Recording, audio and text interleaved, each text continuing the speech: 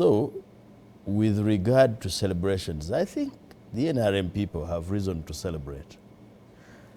You know, people don't celebrate achievements only.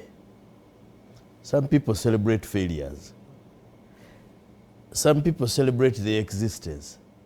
As to whether the existence has been meaningful is a different matter. I understand that the government of Idi Amin would also celebrate the day they took over power. But depending on your perspective and where you're looking at things at from, people may celebrate while others are cursing. Now you can see they're telling you that the 9 years of Idi Amin were wasted years for the country. But Idi Amin and his group were celebrating. During Obote too, there were celebrations, I think, mostly in Bushenyi, where Obote II's government was celebrating the return of Obote. So NRM has reason to celebrate because it is a deal that went good for them. They may celebrate, not necessarily for us, in our name, by us, but for they can celebrate. Some of these people liberated their families. You cannot say they should not celebrate. Some of these people are celebrating their jobs. They have too. Quite frankly, you give it to him.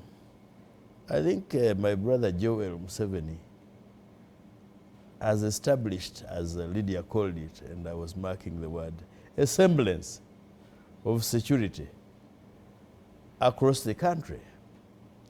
Now, while he's celebrating that semblance, you go back to those other presidents that were there before, and I think everybody has spoken about the attrition rate for presidents in this country. How were they living? You had Sir Edward Mutesa, he was removed by the gun, by Milton Obote. You had Milton Obote I, he was removed by the gun. Actually, even Museveni was working with Obote when Amin threw them out in 1971. Then Amin comes and he's removed by the gun in 1979. Then you have those unstable governments of Professor Lule and Binaisa QC, all removed by the military men. Then you bring back Obote too. No, actually there was another transitional, chaired by Palu Mwanga, deputized by Museveni. Again, it was short-lived. Then they said, okay, we have organized an election. That was highly contested. Actually, on the face of it, the reason why Museveni went to the bush, I know he would have gone to the bush either way, because his plan was not to get power by the ballot. He knew he would not get it, but by the barrel of the gun. So he removed Obote's, actually he removed Tito Okello Lutwa by the gun. Lutwa had removed Obote by the gun. Then Museveni comes in. You give it to him that he has invested heavily in security. Whether this is personal security or the country's security, and as a country we are collateral, is a different matter. So, but also, you're talking about NRM's contribution, you forget the rest of us. Probably the country is stable because during our years, youthful years, we have not picked guns to destabilize him. There have been those that have destabilized him or attempted to destabilize him. Maybe the reason he succeeded is because we did not join them. But there are also those that have been stated to have been created by him. We hear people like things like PRA, is it? People's Redemption Army and so on and so forth. People tell us that, you know, when you go back to surround it, you find it was created from within. Some people who wanted to mint money, etc. But that said, and having said that, yes, you give it to him, there are pockets of instability, state-inspired murders. They are there. They may not be at the same volume of the previous governments because his is a stable government. Stable because there is nobody in the bush. Previously, there were people in the bush. They were fighting, and in the process of fighting him, I mean, Museveni was fighting, and in the process of fighting him, there was exchange of fire, and exchange of necessity would create deaths.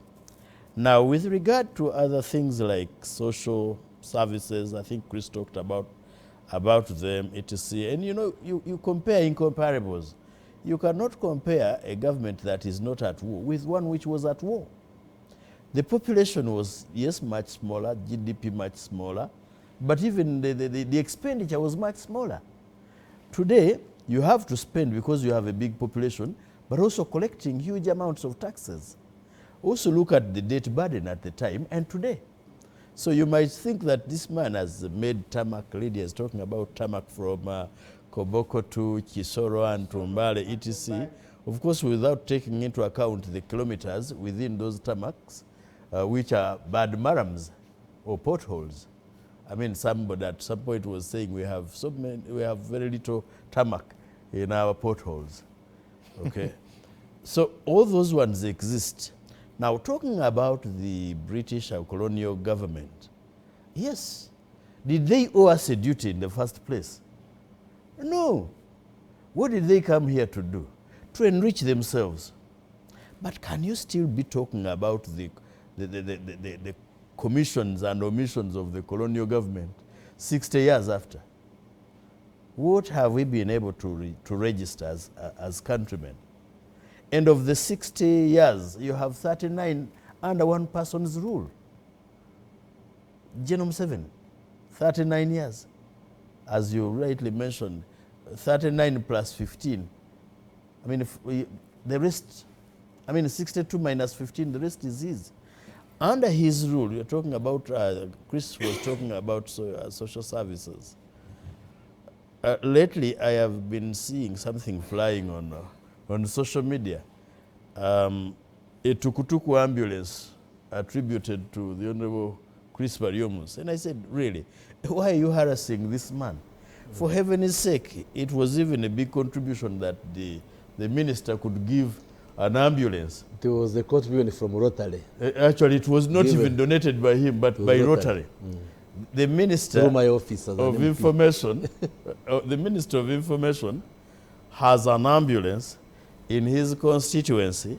I don't know whether, I think lately you have some few kilometers of tarmac in your constituency. Previously, there is none. You have not been to the countryside. You are just a Kampala. You are a topsoil. Countryside does not mean your constituency. No. Or when I last went there. And this ambulance had a bed inside without a mattress. It is a remarkable achievement for the NRM to have a tuk-tuk ambulance without a mattress, with a bed, and somebody was placed there. The other day, Chris himself was sick, and there was, I don't know whether it was a joke or not, that they put him in a health center 3, and because of his size, he could not fit in that health center. They were saying that the minister, given his size, could not fit, and they even gave us a picture. Parts of his body were outside the clinic. That's the work of comedians. Like you. I don't know. He had to be flown to Kampala. Just imagine if it had been another person who cannot be airlifted. We lost a Minister of Health, Dr. Stephen Malinga. He died in Dabani Health Center, I think 3 or 4. When I heard Dabani, I had not known Dabani.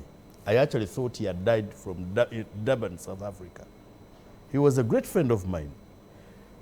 So when they brought the body, they told us the story that in that health center, the Minister of Health could not access basic medical service.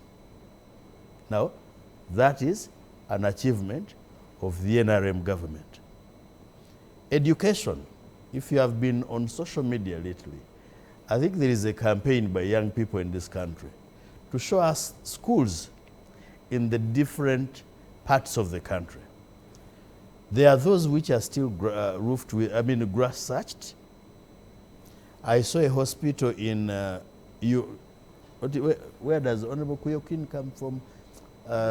In Izombo. In Zombo, a hospital, district hospital, which was grass thatched.